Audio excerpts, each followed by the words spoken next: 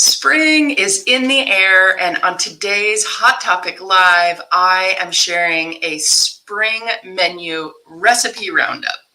That's right, my top 3 go-to springtime recipes are what we're going to be talking about today on Hot Topics Live. And I have some fun new graphics. We are keeping it fresh here on Hot Topics Live, so let's see if I can make this work. There we go, Hot Topics Live, 2 p.m. Central Time, 15 minutes a day to work on your home bakery business. We're jumping right in. There's a lot to share, and today I'm going to be doing a little, what am I looking for? Today I'm going to be doing a little screen share with you guys to show you over on my website some of these recipes that are like my go-tos. Every time spring comes around, I don't know about you guys, but there are a few flavors that come to mind. Coconut, for sure. It just has that kind of Easter feel. And it's probably the one time of year where people are really receptive to coconut on my menu. The next springtime ingredient is a no-brainer, strawberries. So I'm going to be sharing a delicious strawberry recipe with you as well. And then I always like to just add another heavy hitter. Everybody loves it.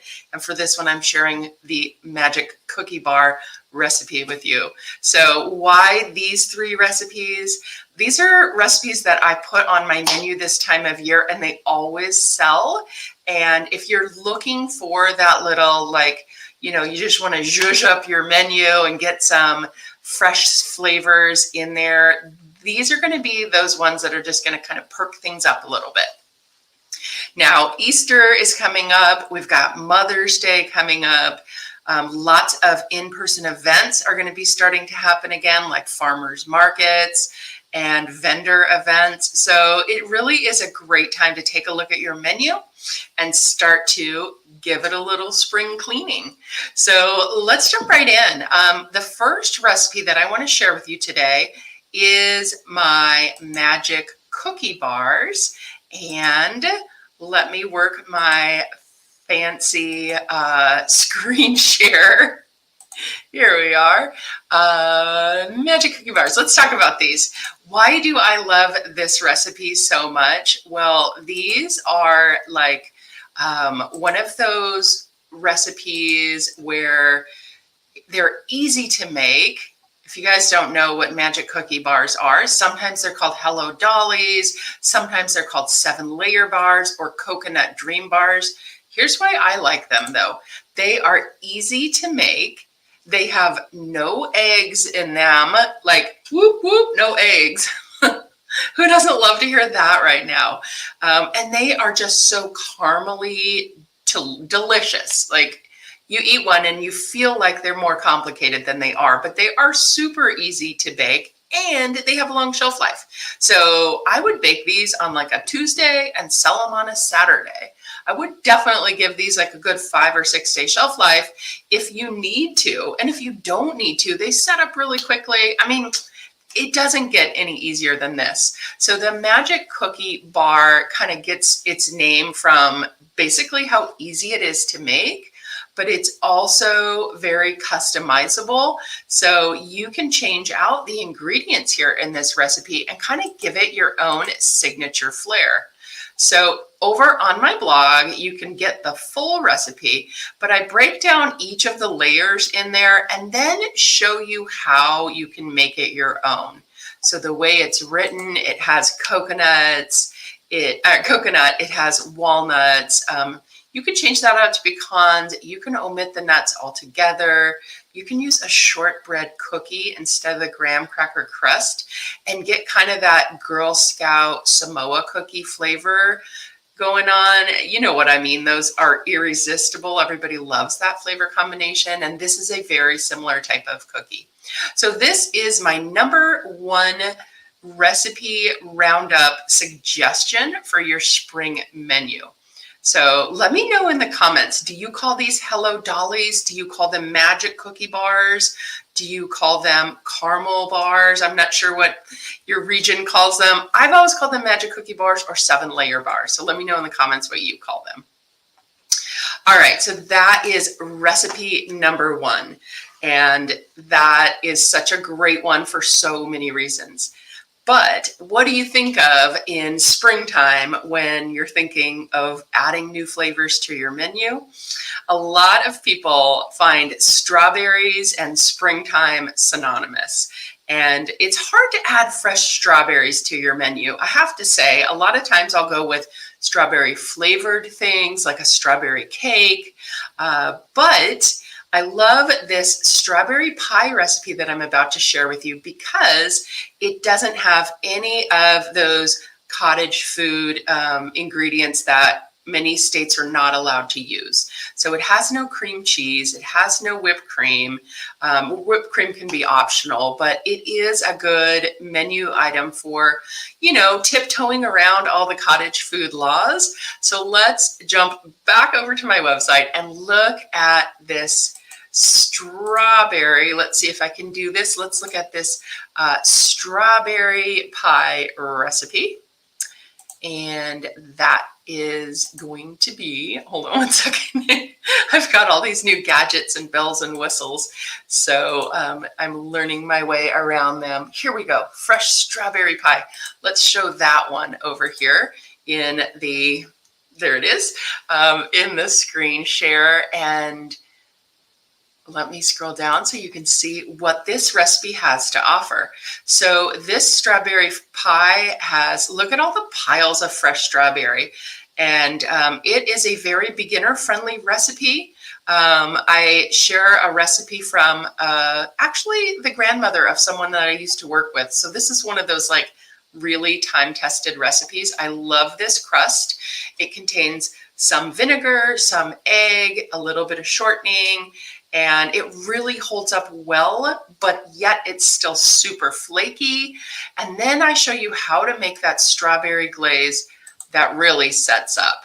So I occasionally have struggled with my strawberry pie setting up so that it slices and it doesn't have that soupy puddle at the bottom. And this recipe does. I mean, it sets up really, really nicely, pretty quickly. It takes about an hour in the fridge to get fully set up. And if you live in a state where you're allowed to sell fresh fruit pies without a custard filling, without whipped cream, this could be a great spring menu recipe for you. And how cute would these be in little mini pies, little 4 or 5 inch pies, just loaded high with strawberries? Those would absolutely fly off my table at the farmer's market. So strawberry pie is recipe roundup item number 2.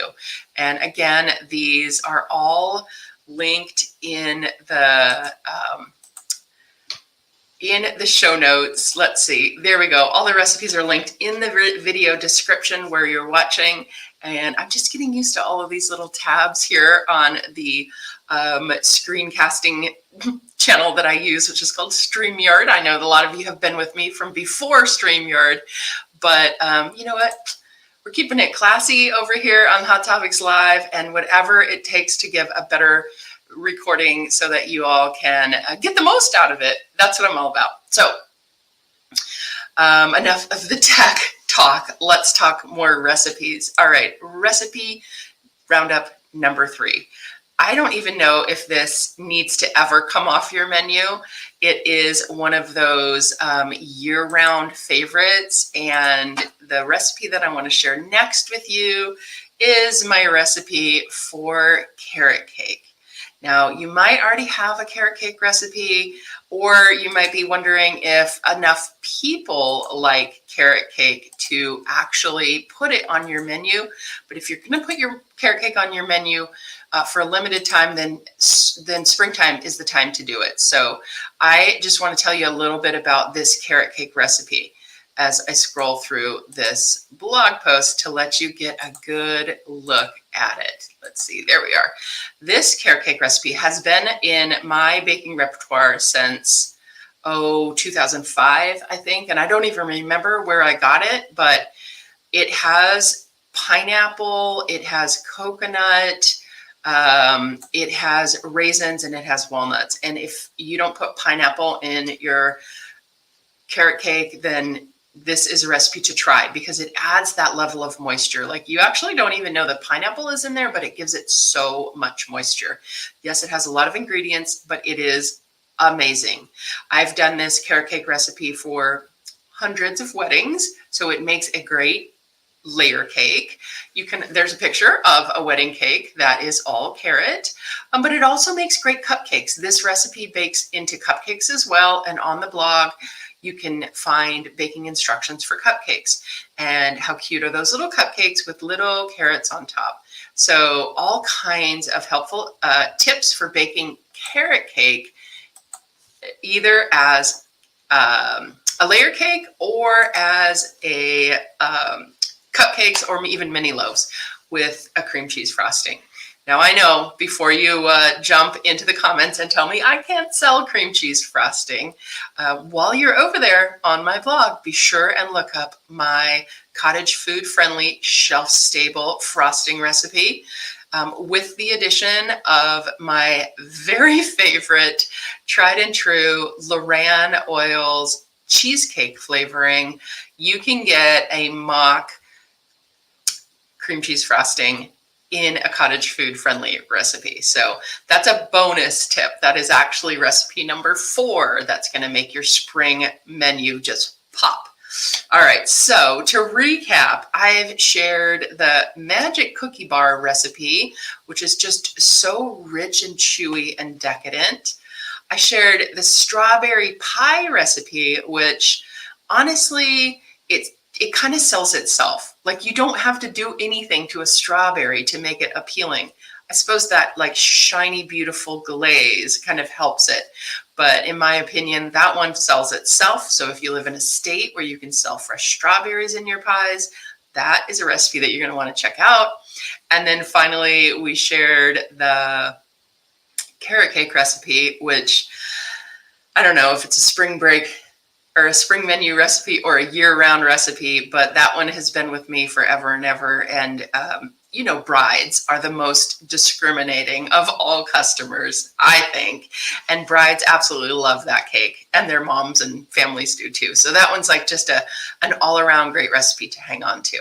So let me know in the comments which one of those recipes you're going to try: strawberry pie, 7-layer cookie bars, or the carrot cake recipe. I hope this Hot Topics Live inspired you to start to spruce up your spring menu and to look forward to all of the events that we have coming up in this part of the year. So Easter, Mother's Day, farmers market season, graduations are all coming up. It's time to dust off the winter blues and start to get excited about spring. And hopefully you found some tips here on today's Hot Topics Live. So I want to thank everyone for joining. And if you're watching me over on YouTube, this is my shameless plug to, there it is, like and subscribe. So you're either watching over in the Facebook group or on YouTube, and wherever you are. I appreciate you being here. Have a great day, everyone. We'll see you next week for Hot Topics.